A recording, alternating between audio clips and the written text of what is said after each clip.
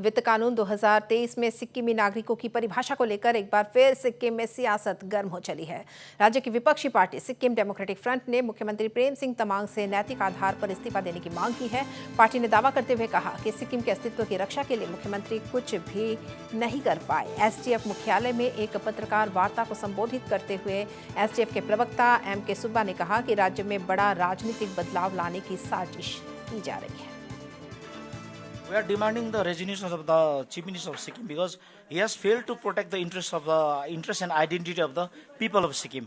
By the judgment of the Supreme Court, which came on 13th of January 2023, he has failed to even submit an affidavit in the Supreme Court. He has to fail to communicate to the government of India, and he has failed on all fronts. So that has totally compromised the distinct identity of the people of Sikkim via Article 371F, which was granted to the people of Sikkim via some historical agreements and treaties. New Financial Bill Clause 5 is very dangerous for Sikkim. So what is your party's opinion on this? Now, the Clause 5 in the new notification in 26 AAA of IT Act 1961 in Section 10 speaks of a Greater Sikkim. This has given cognizance, this has given acceptance to Greater Sikkim, which was there in 1842, 1841. So this is a very dangerous situation for Sikkim. This was pleaded by the petitioners via writ petition number 1283/2021.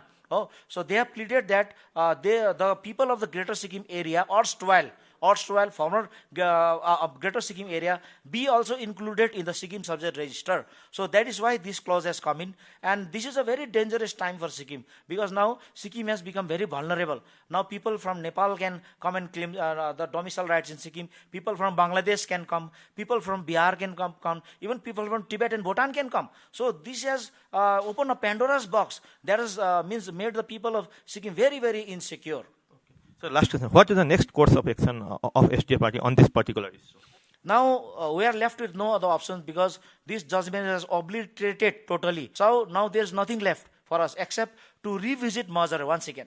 Revisit the terms and conditions of the merger politically and legally. That's the only option left to us, and we in SDF party are going to start the campaign with Sikkim Bachao Abhiyan that is happening all around Sikkim since last year. वहीं citizen action party ने finance act 2023 पर अपना रुख स्पष्ट किया। Citizen action party के मुख्य समन्वयक गणेश कुमार राय ने इस मामले में पूर्व और वर्तमान दोनों सरकारों को कटघरे में घसीटा।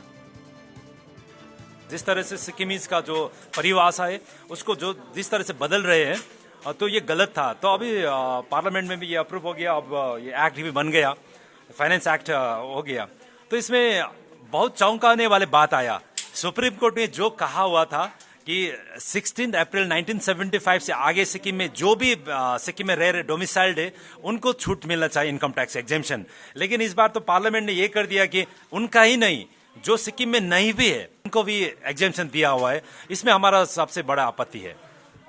क्यों लगा जो सुप्रीम कोर्ट से भी पार्लियामेंट क्यों आगे गया, और 5 नंबर जो पॉइंट है वो क्यों लाया गया? आपको क्यों, क्या लगता है इसके पीछे कौन हो सकता है? नहीं, आपको तो पता ही है सिक्किम में जिस तरह का पॉलिटिक्स हो रहा है, तो कि एक दो आदमी जो भी फाइनेंशियली स्ट्रांग है, इकोनॉमिकली साउंड है, उन्हीं के अभी जो रूलिंग पार्टी है उनको वही फाइनेंस कर रहा है।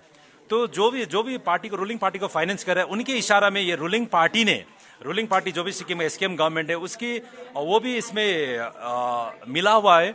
रूलिंग पार्टी के कहने पर ही ये सुप्रीम कोर्ट में नहीं, ये पार्लियामेंट में भी ऐसा अमेंडमेंट आया हुआ है। तो सिक्किम में इसका संशोधन होना चाहिए, ऐसा मांग उठ रहा है, तो क्या, कैसे इसका संशोधन हो सकता है? कैब क्या चाहता है और कैब का क्या सुझाव है इस पर? तो हमारा तो यही डिमांड है कि जिस तरह से हमारा अधिकार वो छीन रहे हैं, तो उसको हमारा अधिकार दिलाने में रूलिंग पार्टी काम करे। तो वो अपना स्पेशल सेशन रख रहे हैं विधानसभा में, उसमें देखेंगे सरकार के क्या प्रपोजल आएगा, नहीं तो हम जनता के पास जाएंगे।